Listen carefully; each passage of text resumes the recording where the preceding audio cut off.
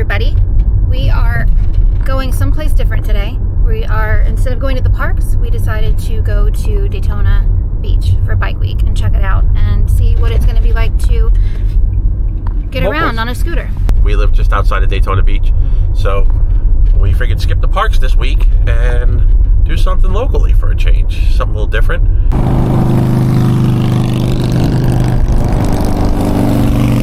So we're headed down I-95 right now. This is right around the Flagler Beach exits, if you're familiar with 95, the Palm Coast area, actually. And coming up, there's a way station up here on the right-hand side. Right after that, there's going to be an exit for State Road 100. All right, so as you're headed down I-95 south towards Daytona Beach, coming to town for Bike Week 2025, you're going to see exit 284 right here as you come through Flagler County and Palm Coast. 284, this is going to be State Road 100. It's going to say Bunnell and Flagler Beach. Bunnell is going to be to the right, and Flagler Beach is going to be to the left. Flagler Beach is a sleepy little beach town. It's one of the last quaint little beach towns in all of Florida. Great little place, and it's basically nothing there but a few bars. And this exit right here, 284, is apparently the closest exit to the ocean of I-95 all the way up and down the coast. So I believe it's like 3 miles. So it's worth it to even if you're coming down, going to the theme parks and doing something like that. You're going to Disney, you got the family packed up, you've been riding, coming down from Jersey, New York, wherever, Michigan, and by this point you kind of had enough and you just want to get there. But if you want to have a nice little, grab a bite to eat at a place overlooking the ocean to relax from your drive, and you got about another hour and a half from here to Orlando, the theme parks, it's a pretty good spot to think about. Make a left, 3 miles down, you'll be at the ocean, and grab a nice bite to eat.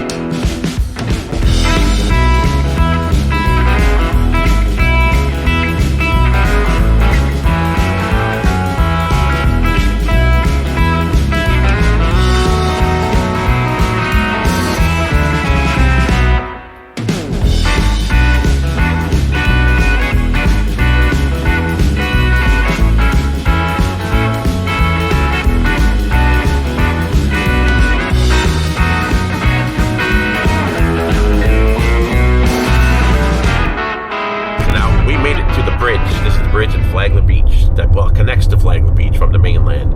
So that State Road 100, we're still on State Road 100, 284, exit 284, I-95. And you're going to take this bridge. It's a free bridge, no toll. There's a northern bridge from here that has access to the over the intercoastal waterway, but there's also a toll on that bridge. And it rises, it goes up. Well, I couldn't even give you a current, but it's like $3 or so. But if you want to do free bridge, free entrance over to the beach side, this is the intercoastal waterway that we're over. Now Flagler Beach is close enough to Daytona Beach. Basically this is like probably the halfway point in between St. Augustine and Daytona. We made a left up here. The road kind of comes to that end. You have to make a left or right. It's like a T. Make a left, you're going to go to St. Augustine in about 30 minutes. You make a right, you're going to be in Daytona Beach in about 30 minutes. So there's all little bars along the way here. That was Johnny D's bar. There's a couple bars on this side, restaurants. And up here you're going to see Finn's. There's a rooftop bar right there overlooking the ocean. Great little place to stop. Usually some live music up top.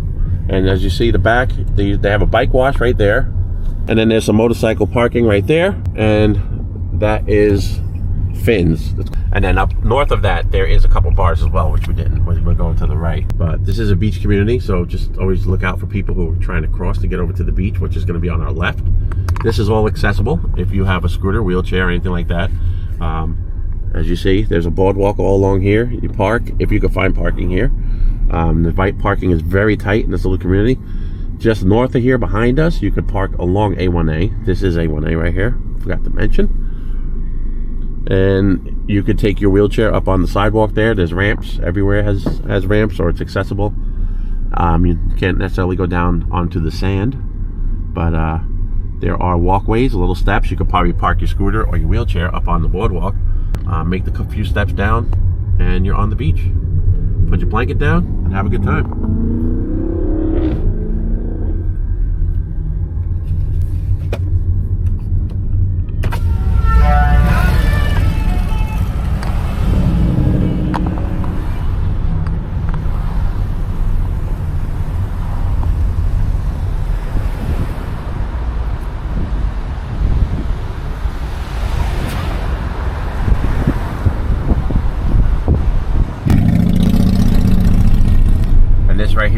called Tortugas, and they have an upstairs area as well. They got the little shades drawn now because it's a very windy day, so they have the shades down, but that's what that is.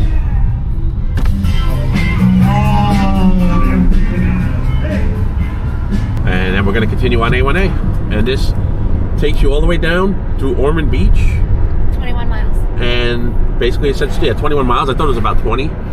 21 miles to Daytona Beach. You're be on the, take you in from the north into Daytona. You're going to go through Ormond Beach first, and there's some activities going on there, some restaurants, but all along here, they're all little bars and restaurants all along A1A, and they're all biker friendly, all accessible. So if you're driving through, you got the family all loaded up, going to the parks, going anywhere, heading south to Miami, make a little pit stop here in Flagler Beach. You won't regret it. It's a cool little town. And it's like old Florida is basically what it is. It's very much undeveloped. Watch your speed, and they will enforce your speed. There's some pirates up there. The cops around here do enforce the speed. So if the speed limit's posted, which I think it is 25 miles an hour right here, go 25 miles an hour. Because they will enforce the speed. You might hit, people get out of their cars, they try to cross over to go to the beach. You have the little kids, there's some children, they get excited, they try to run across. So just always look around. And at night, it's like pitch black. It's very dark at night. There is some street lights, but it's very dark around here at night. But definitely worth the check out. Check out Flagler Beach. And we're pretty much, that's it. We're just about through the city limits of Flagler Beach. It's that quick. It's that small of a little town.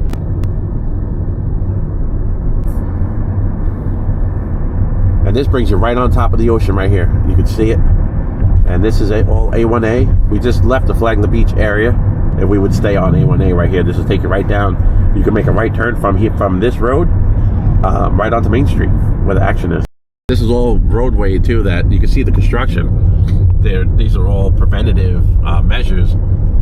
If you're not from the area, I'm sure you've seen on the news with some of these hurricanes that we get. A lot of these roads get washed out. Every time we have a hurricane, the surf, because it's so close to the ocean, you basically walk 5 feet. You go off the edge of the road right here, you're on the sand of the beach. So when there's a hurricane and those waves are really kicking and they start to kick up, there's a lot of beach erosion, and eventually makes its way over here to the road. So they're kind of putting like a buffer in between, extending it so that the waves they'll wash out that sand first before it wipes out the roadway. It's a lot easier to just keep replacing sand than it is to have to repave and build up the road. So, all right, if you look at this sign right here, it says Ormond Scenic Loop and Trail. This is called High Bridge. We're a few miles outside of Flagler Beach and A1A South. A few miles outside of Flagler. You're gonna take a right turn here on High Bridge. You'll see the Scenic Trail sign. Can't miss it. And from here, just take this road around, and it's going to take you over to the loop, the Scenic Loop. And that is a must if you're coming for Bike Week, or even if you're coming any time of year, you're bringing your motorcycle down here to Daytona or to Florida, you make sure you do that route that I just did and do the loop. Now you see all these bikes coming. And this is one lane and one lane, so just kind of be very attentive when you come through here, especially at night too. It gets very dark. Just kind of watch, make sure you don't go left of center and end up in the other lane during these bike events. And it's gonna, as the week goes on, this is the first weekend. As the week goes on, it's gonna get real busy, and this is gonna be pretty much a non-stop, steady stream of motorcycles going both directions. You'll see motorcycles going this way and coming at us. We're just taking them back towards A1A.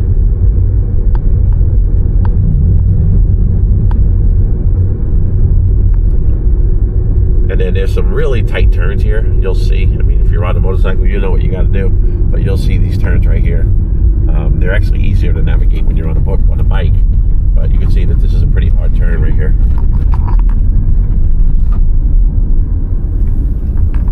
And then right here, this guy's usually out here taking photos. This is aboutdon.com. He takes photos. Been doing that for years. Yeah, as you're going by. And you just remember the time of day, so you'll be, hey, this is Sunday of Bike Week, first weekend, about 3:45. He'll have it posted on his website, all organized, and you can go in there and take a look at your photo. You'll see a photo, just a proof of it, and then if you want to purchase it, you can. So, but he sits there all day long and takes pictures, pretty much of all the bikes. Might miss one or two here and there, but he's out there all day long, every day during the rally, getting photos. And I guarantee if you come this route, you'll have a picture. It picks up when you get down over here in this area. This is kind of getting you down to the meat of everything.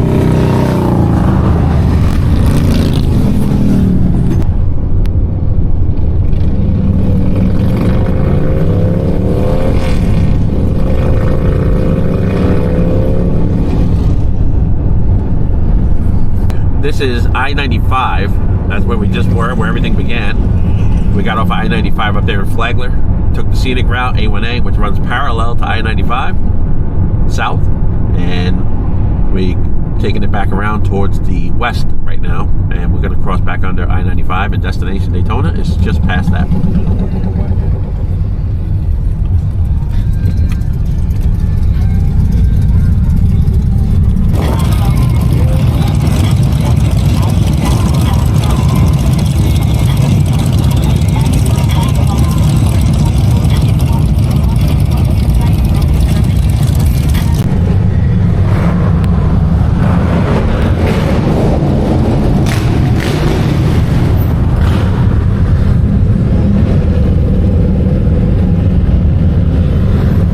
Right up here on the right-hand side, that's Destination Daytona.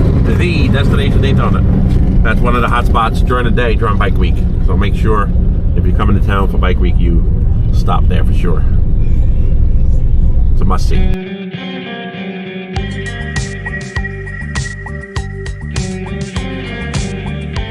There's my scooter. So I traded in my scooter for a scooter. Years ago, that would have been us on the motorcycle, but you know, health conditions and some things like that, some knees, a couple bad knees, some arthritis, and just a few other things, and just getting older overall. And we end up not riding as much as we used to. Still have the bike, it's in the garage, but now I have a scooter, rely on the scooter for a lot of things. So experiencing life on 3 wheels instead of 2 wheels, but and they're going a lot slower. But I do miss it. I love loved riding. We used to ride quite a bit, you know. And I don't want to say those days are over. We're gonna probably get back on the bike again soon. Want to get the bike going again. Bust that thing out of the garage. Maybe later this year. Yeah.